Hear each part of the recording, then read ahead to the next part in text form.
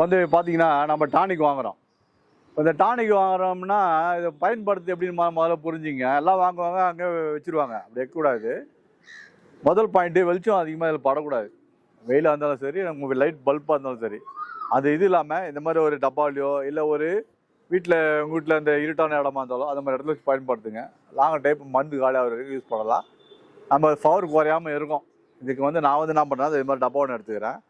இந்த டப்பாவில் இப்படி போட்டு இப்படி மூடி போட்டு மூடி வச்சுப்பேன். வேணும் நம்ம திறந்து எடுத்துப்பேன்.